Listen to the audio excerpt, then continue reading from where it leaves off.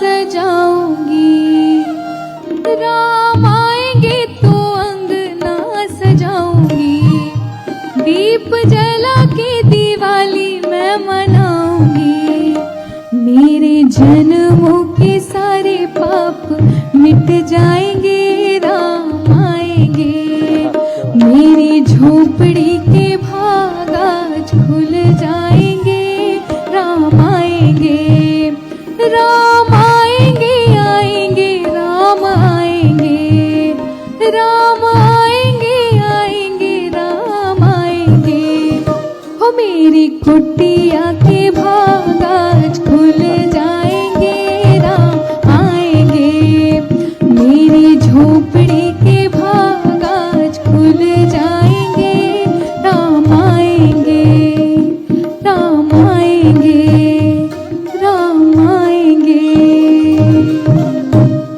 क्या बात है, क्या बात है. There's a reason why she's gone viral on Instagram, isn't it? There's a reason. And Insta Reel se real is fantastic. Swati, thank you so much for doing this for us and for joining us here. Thank you so much for having me. Well, I have to say hello. आपको तो hello कहना ही भूल गया. My name is Anand Narasimhan and we are here as part of our continuing coverage on Ram Mandir for India here on the News 18 network, and this is a very special panel. He's called Maryada Purushottam, but has he been fair to the ladies, especially the one big lady in his life, that is Sita? He's been a devoted son to his mother, listened to his stepmother, but did he stand by his wife? Did he do the right thing every time when it came to the women of Bharat of those times? Many questions to be asked, and of course we'll also celebrate Ram Mandir. With me are also two very how do I say, people I admire in the work that they have done, especially in the literary field. Neena Rai, author of the book Ayodhya, the splendid ancient city of Lord Rama. That's your book, isn't it? I love that book cover, Neena ji, fantastic. और आप उसकी हिंदी में भी transcript आई है ना?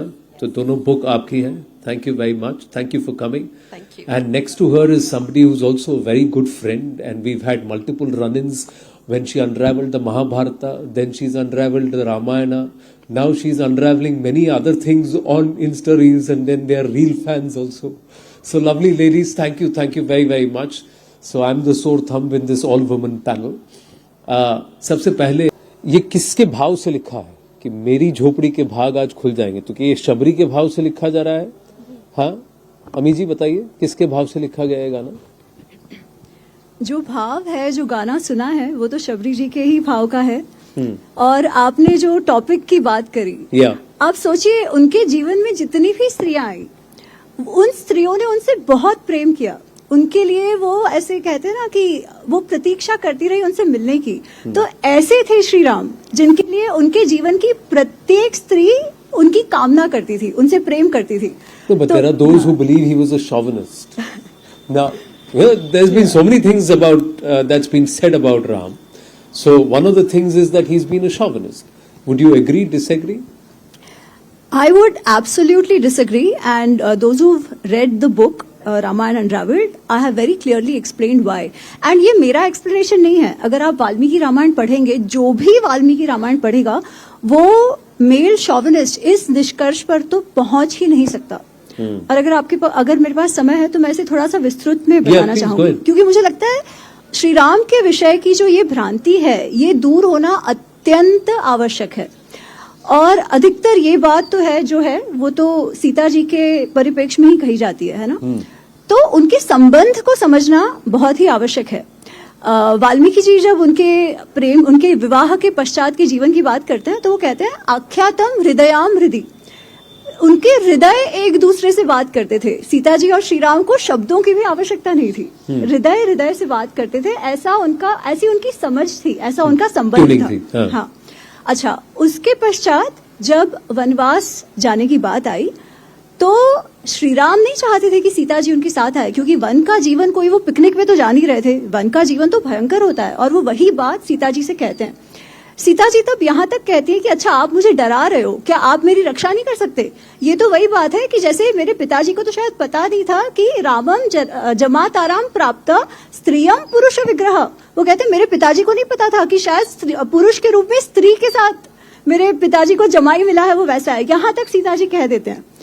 और श्री राम उनको आलिंगन करते हैं क्योंकि सीता जी बहुत दुखी है, और वो कहते हैं कि देवी तव बत दुखे न स्वर्गम अपी न अभिरोचिए। हे देवी, तुमको दुख देकर तो मुझे स्वर्ग भी नहीं चाहिए, तुम मेरे साथ अवश्य चलोगी क्योंकि तुम चाहती हो, परंतु तव अभिप्रायम अविज्ञाय वासम न रोचये अरण्ये।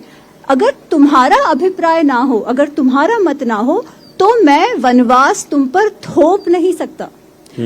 ये वनवास जाने की बात भी वो उनका ओपिनियन, उनकी मर्जी जानकर उनके साथ ले जाते हैं। और जब वो जानते हैं कि अच्छा ये मेरे साथ आना चाहती है, तो वो जो शब्द उन्होंने कहे हैं ना, वो भी बहुत सुंदर है।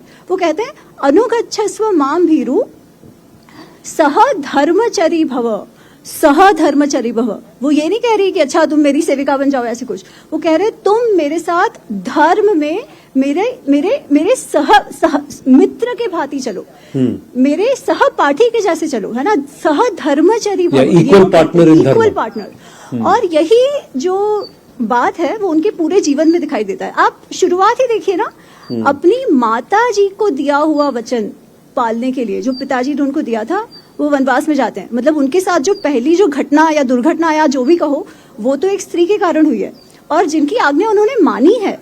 फिर सीता जी का स्वयं का ये ओपिनियन का ये मत था कि उनको जाना है वनवास, है ना। और आप थ्रू आउट देखो, उन पर ये जो लांछन लगता है मेल शॉविनिज्म का, वो केवल वो एंड के बाद के कारण लगता है कि लोग कहते हैं अरे ऐसे कैसे सीता जी के कैरेक्टर पे प्रश्न उठा दिया। Correct. Now pause there, let's also welcome the other guest who has joined us and then we can continue this conversation. The one and only Malini Awasthi ji. Malini ji, thank you so much. आभार व्यक्त करता हूं आपका कि हम जब भी आपको आग्रह करते हैं आप सदैव आ जाती हैं। Thank you so much. Thank you, thank you, thank you. Swati Mishra ji हैं, Neena Rai and Ami Ganatra. Neena ji, wanted to say something quickly. मैं ये कहना चाहती थी कि अगर आप वाल्मीकि रामायण पढ़ेंगे तो वाल्मीकि रामायण में राम जी ने जगह जगह पे सीता को प्राण प्यारी कहा है। प्राण प्यारी का मतलब है कि जो मेरे प्राणों से मुझे ज्यादा प्यारी है। तो वो सीता जी को ऐसा ओहदा देते हैं अपने जीवन में। सीता जी को किडनैप रावण ने किया ही क्यों था, ये कोई प्रश्न पूछता ही नहीं है। सीता जी को सिर्फ रावण ने इसलिए किडनैप किया था क्योंकि वो भी जानते थे कि राम जी का जो लाइफ है, जो जीवन है, वो सीता में बसता है। तो जब राम जी ने राक्षसों का वध किया, जो पहली बार जो राक्षसों का वध किया, जब जनस्थान टूट गया, उसके बाद एक राक्षस था जिसने रावण को जाकर के बोला कि विष्णु के अवतार जैसा कोई आया है जो पूरी की पूरी एंटायर क्रिएशन को क्रिएट कर सकता है और उसे खत्म भी कर सकता है। So he can create a creation and he can destroy the creation single handedly. You do not stand a chance. तो रावण पूछता है अब हम क्या करें? उसने पूरा जनस्थान तो उजाड़ दिया है, सारे राक्षसों को, अकेला आदमी 14,000 राक्षसों को मार चुका है।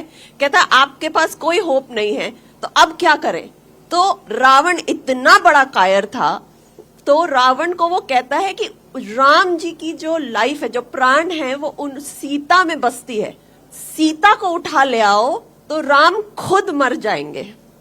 इस कारण Ravan the coward kidnaps Sita and takes her away. So and then you said was he a chauvinist? Tell me something. Ram ji को जब पता चला, पहले तो राम जी को पता नहीं था कि रावण उठा करके ले गया है। तो जब राम जी को पता चला कि रावण उठा के ले गया है, तो वो क्या कहते हैं? वो कहते हैं जिस छल जो मेरी प्राण प्यारी को ले गया। और ऐसे नहीं कि वो कह रहे हैं, लाइक वी आर टॉकिंग, पूरा डिस्क्रिप्शन दिया है वहां पे कि जब उनको जेवर मिले सीता जी के, तो वो जेवर को देख के लक्ष्मण को कहते हैं देखो देखो सीता के जेवर, और रोने लगते हैं, अपने हृदय से जेवर को रखते हैं और धरती पे गिर जाते हैं। कहते हैं उनका वक्ष स्थल भीग गया था रो रो के। कहते हैं जो छल मेरे साथ हुआ है रावण, तुमने जो मेरी पत्नी सीता को उठाया है, इस छल के कारण मैं पूरे राक्षस के रेस को वाइप आउट कर दूंगा। क्या ये एक मिसोजिनिस्ट आदमी कह सकता है कि मैं सिर्फ रावण को नहीं मारूंगा, मैं रावण के पूरे रेस, पूरे वंश सबको खत्म कर दूंगा? और इस कारण रावण, मतलब रामायण के बाद जब आप महाभारत के समय तक आते हैं, राक्षस गिन चुन के कम हो जाते हैं। और क्या आपको पता है कि जब रावण कहता है कि मैं कितना पावरफुल हूं, तो वो पता नहीं, he says that there are around 30+ million Rakshas in the world. 30+ million Rakshas, that's the population of America today. Yeah. The third largest population. So Ram destroys the whole race of Rakshasas from the face of earth. जब आप महाभारत तक आते हैं तो आपको इक्के तुक्के राक्षस की कहानियां मिलती हैं. Is this the work of a misogynist, or is this the work of a man who says that enough is enough and no more of this, and I love my wife so much, and he goes all over there. Well, that's a lot to say, but let's come back to another thing. Sarju तट पर हम थे जब 5 अगस्त 2020 को पूजा हुई थी, माननीय अवस्थी जी. अब वही सरजू तट पर आज भी हैं जब 22 जनवरी को प्राण प्रतिष्ठा होनी है. बिल्कुल याद है मुझे. बहुत इंटरेस्टिंग है आप लोग का सबका सुनना. ये इसलिए क्योंकि मुझे इसलिए रोचक लग रहा था क्योंकि एक लंबे समय से राम कथा और भगवान राम का पति के रूप में उनका स्वरूप, उस पर बड़े सारे कह लीजिए बहस होती है, विमर्श होता है. और स्त्री विमर्श वाले तो प्रायः राम पर को बहुत आरोपित करते हैं इसको लेकर के. और इस स्तर पे कि कभी कभी बहुत वो एक असहज स्थिति तक हो जाती है. हाईएस्ट अथॉरिटी पे जो सीट है उसके दायित्व, उनकी जवाबदेही एक अलग स्तर की है जिसको वास्तव में जन सामान्य नहीं समझ सकता. बड़ा आसान है आलोचना करना, लेकिन सर्वोच्च सत्ता पे बैठे हुए व्यक्ति की जवाबदेही और उसकी विवशताएं, जिस पर आज भी हम लोग कितने इतिहास पुरुषों पर आलोचना करते हैं, विवेचन करते हैं, लेकिन उसकी विवशता वही जानता है. वहां पर प्रजा को एक आंख से देखना और किसी के कहने पे पत्नी को छोड़ देना, ये बिल्कुल एक सतही बात, एक पंक्ति की तरह लगती है. मैं इसका दूसरा पक्ष आपके सामने रखती हूँ. क्या ऐसा संभव नहीं हुआ होगा कि एक ऐसी स्वाभिमानिनी स्त्री, एक ऐसी सक्षम स्त्री, सीता जी जैसी, जो इतनी सबल हैं, इतनी विलक्षण है, जिनके लिए पिता उस समय स्वयंवर रचते हैं कि जाति कुल के आधार पे नहीं, योग्यता के आधार पे मेरे पति का वरण होगा, जो उस कुल में इतनी विलक्षण है, इतनी असाधारण है कि उनके पति उनको एक पत्नी व्रत का वचन देते हैं विवाह की रात जी. इसीलिए मर्यादा पुरुषोत्तम कहलाते. उनके पिता की 3 रानियां थीं, बाबा की और भी ज्यादा रानियां थीं, और वो पहले होते हैं कि नहीं, जीवन में अब दूसरी स्त्री को मैं उठाकर आंख देखूंगा भी नहीं. तो सीता का सौभाग्य इसलिए परम सौभाग्य माना गया. हम अवध के, हम लोग क्या, तो आज भी सीता जी का सिंदूर भरा जाता है. सौभाग्य सुहाग गाया ही सीता जी का जाता है कि भाई ऐसा पति मिले, क्योंकि ये सबसे बड़ी बात है, एक निष्ठ प्रेम. उसका वचन राम ने दिया जो निभाया.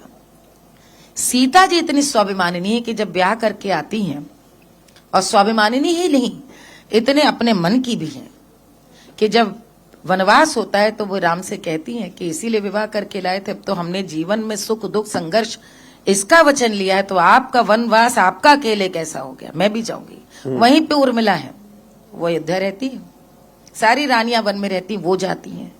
यानी अपना निर्णय स्वयं लेने वाली स्त्री थी, उनको कोई कुछ कहने वाला नहीं था. यहां पे अब दूसरी बात, किसी के कहने पे वन पे चली जाए.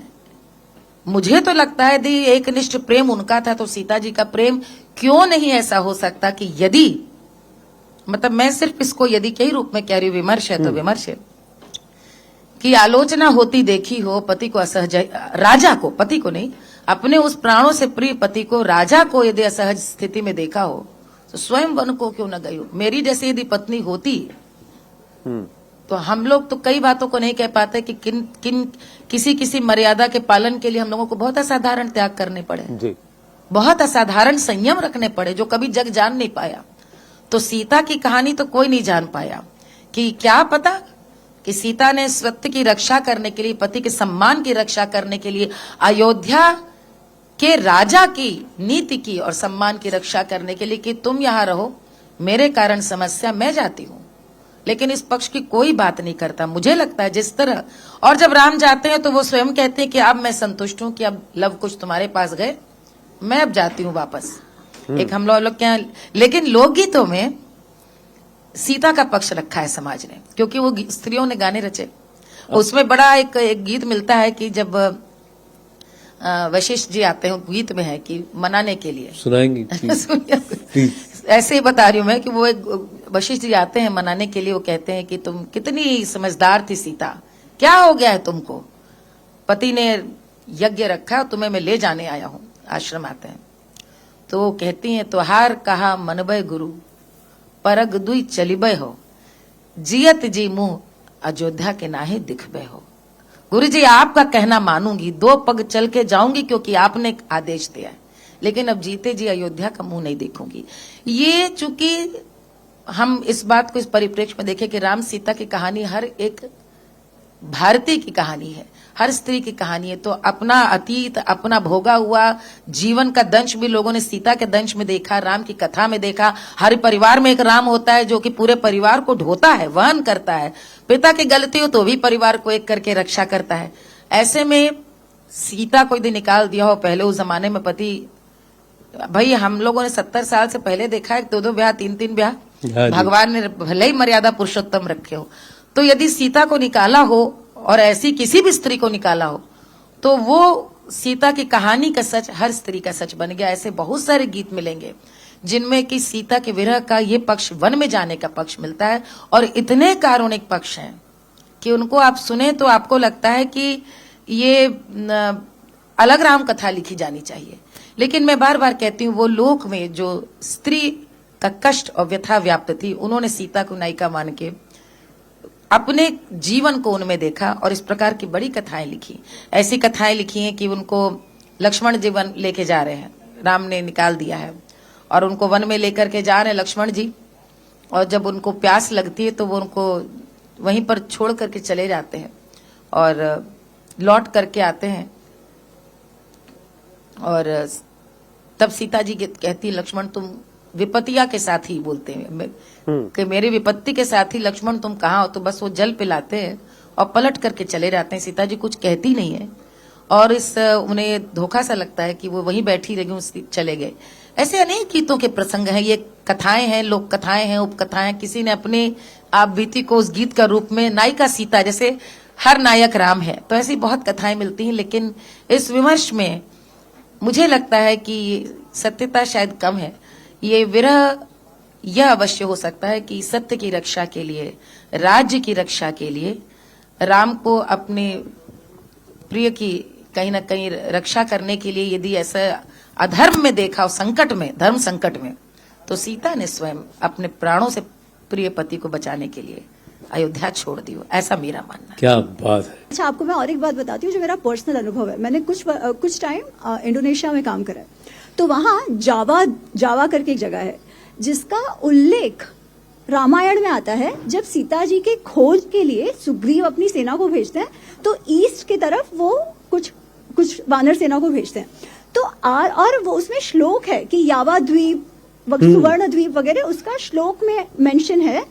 और आज भी अगर आप जावा जाओ तो भले वहां के लोग तो कन्वर्ट हो चुके हैं, पर वो आज भी अपने आप को मानते हैं कि हम तो उनके हैं, वो हमारे पूर्वज रह चुके हैं। वहां से जो लोग आए, आपके भारत से जो लोग आए, अच्छा इंडोनेशिया में वेस्ट डायरेक्शन को बारात बोलते हैं, वेस्ट डायरेक्शन को बारात। तो इंडोनेशिया के वेस्ट में क्या है, भारत है ना। So they call this is become like वो जेरोक्स फोटोकॉपी में बोलते हैं ना, वैसे west is become Bharat for them, ठीक है। और वो कहते हैं कि यहाँ से जो सुग्रीव के लोग आए थे, हम तो उनके लोग हैं, वो अभी भी मानते हैं ये बात। तो सुग्रीव के वंशज मानते हैं अपने आप को। एग्जैक्टली, मतलब सुग्रीव की सेना के वंशज, ऐसा वो मानते हैं। देखिए ये ना, मेरे पास समय बहुत अल्प है, इसलिए I have to wind this up. Swati ji, this has become a conversation that can carry on, and but I hope you enjoyed making all the effort. इतनी मेहनत करके आप आई, कुछ तो आपने गाने भी सुनाए, बट कुछ इनके इतना ज्ञान मिला मुझे यहाँ से, इसकी तो मुझे उम्मीद भी नहीं थी। इसके लिए मैं आपको थैंकफुल आपके लिए हूँ कि मुझे इतना सब कुछ जानने को मिला, और ऐड ऑन करूंगी अपने नॉलेज में ये सब कुछ। और आगे जब मैं थोड़ी और बड़ी हो जाऊंगी तो मैं भी अगर बोलूं तो आप सब जैसा बोल सकूं आगे चल के कभी ऐसा। पर मैं आपसे ये जानना चाहता हूँ कि आप क्यों भजन गाना चाहते हैं? Why do you want to in your career, in your music? I know you sing a lot of things, you got a lot of, but why, what attracts you to this? अच्छा मतलब ये question काफी लोग पूछते हैं कि आप भजन क्यों गाती हैं, क्यों गाना चाहती हैं, why do want to sing bhajan. Actually मैं बिहार से हूँ और यूपी बिहार में जितने लोग हैं रिलेट कर पाएंगे कि ये वांट नहीं है, ये आई थिंक ब्लड में है कि बचपन से हम हर चीज में पूजा देखते आए हैं. कभी देख रहे हैं मम्मी कुछ प्रसाद बना रही हैं, छोटे छोटे आटे के प्रसाद बना रही है, मम्मी से पूछो मम्मी ये क्या है, तुम क्यों बना रही हो, तो बोलेगी मैया जी के पूजा हो गई, मैया जी के पूजा होता तो उसके लिए. कभी शिवरात्रि की पूजा हो रही है, कभी सूप डबडबा के और अलक्ष्मी को भगाते हैं सुबह सुबह. हर जगह पूजा है, हर जगह भक्ति है, तो भक्ति तो इनबिल्ट ही है. ऐसा लगता है कि ये हमारे ब्लड में है भक्ति. So it's not something that you want to do or have to do. It's just you do. It's just in my blood. Yeah.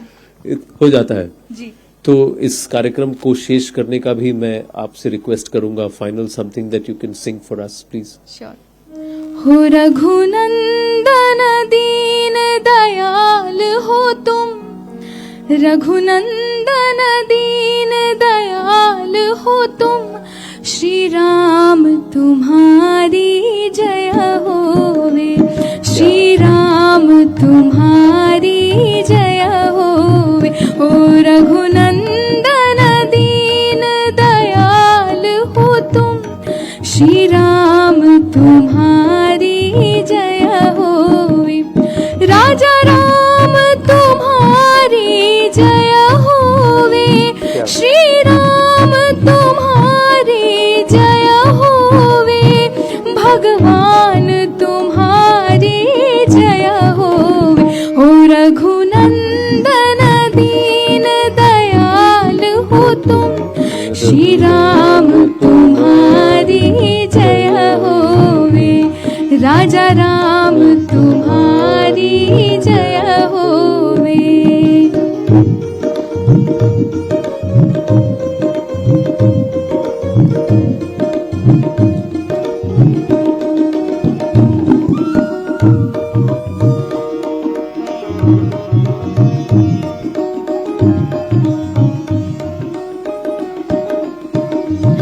इस जग के पालनहार हो तुम, इस जग के पालनहार हो तुम, भवसागर तारणहार हो तुम, भवसागर तारणहार हो तुम.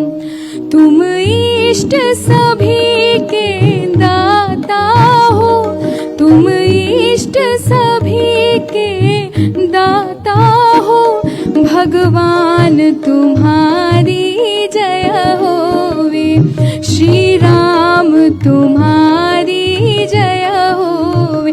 हो रघुनंदन दीन दयाल हो तुम, रघुनंदन दीन दयाल हो तुम, श्री राम तुम्हारी जय होवे, राजा राम तुम्हारी जय होवे, भगवान तुम्हारी जय होवे, श्री राम तुम्हारी जय होवे.